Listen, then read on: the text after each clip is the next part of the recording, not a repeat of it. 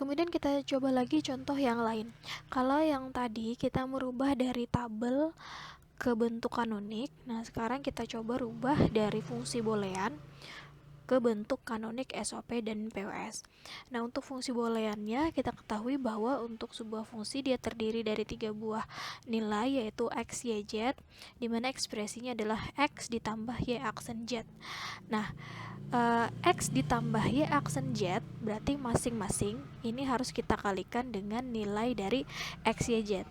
Nah, kalau kita perhatikan yang ini untuk nilai x, karena dia fungsi booleannya terdiri dari 3 buah nilai x, y, z, berarti x yang ini dia kurang nilai y, kemudian kurang nilai z. Berarti nilai x ini harus kita kalikan dengan y, kemudian kita kalikan dengan z.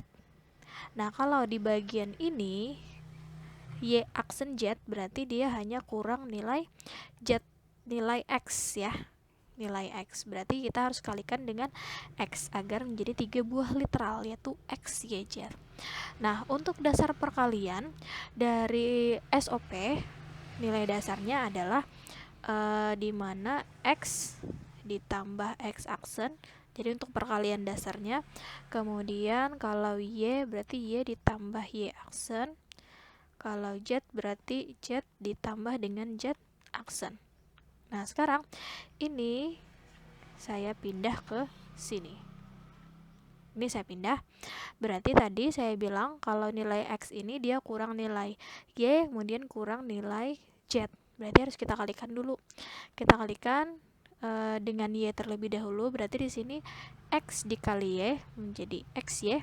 Kemudian x dikali dengan y aksen menjadi xy aksen. Nah, ini masing-masing kita kalikan dengan z aksen ya, masing-masing kita kalikan dengan z.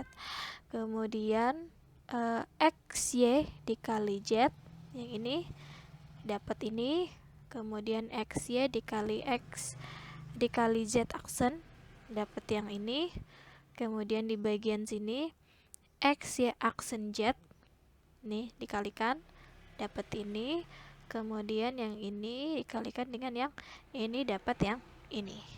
Nah, ini baru yang x. Nah, kemudian karena ini masih ada lagi y aksen z, ini saya pindah ke sini. Nah, ini berarti dia hanya kurang nilai x. Berarti kita kalikan dengan x.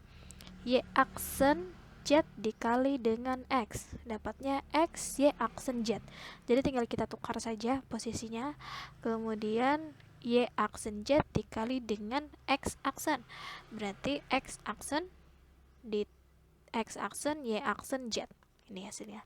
Nah, kalau sudah dapat keduanya baru kita jadikan satu. Nah, ini kita jadikan satu. Kalau ada yang sama cukup satu kali saja dituliskan. Jadi kalau ada yang sama atau mirip itu cukup satu kali dituliskan.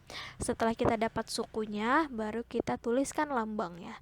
Lambangnya berarti di sini sigma 1, 4, 5, 6 dan 7. Seperti itu.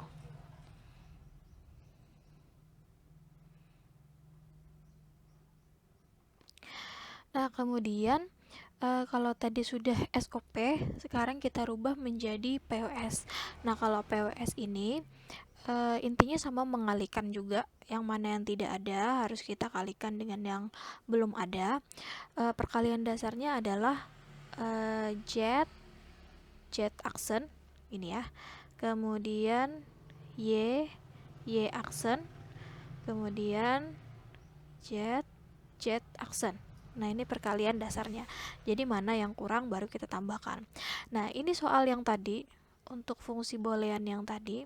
Nah, pertama yang harus kita lakukan adalah melakukan substitusi. Bukan substitusi ya, distributif. Ya, kita harus melakukan distributif. Kalian cek di hukum-hukum aljabar boolean. Jadi kita distributifkan, hasilnya kita dapatkan seperti ini, ada 2. Jadi ini kalau kita jabarkan ya, 2 buah ini kalau kita jabarkan hasilnya yang di bawah ini. Jadi ini hasil penjabaran dari yang di atas, yang ini ya. Nah, kemudian ini baru kita pisah. Ini kita pisah. Ini bagian pertama di sini.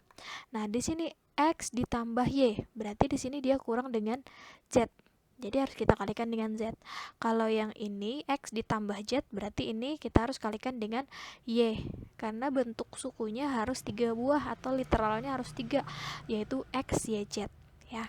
Nah di sini kita pindah ke sini, X ditambah Y aksen sama dengan, ini tinggal kita kalikan, X ditambah Y aksen ditambah Z, Z aksen ya. Berarti ini anggap dalam kurung ya, anggap dalam kurung, berarti kita kalikan dengan yang ini, yang pertama, kemudian di bagian sini kita kalikan dengan yang Z aksen. Nah makanya jadinya seperti ini ya. Kemudian ini sudah cukup, sekarang kita kalikan dengan Y di bagian ini. Ini saya pindah ke sini, X ditambah Z, berarti kita harus mengalihkan dengan Y, sama seperti yang tadi. Anggap ini sebagai ada kurung, kemudian kita kalikan masing-masing, kita kalikan dengan Z dengan Y terlebih dahulu, kemudian kita kalikan dengan Y aksen, dapat seperti ini.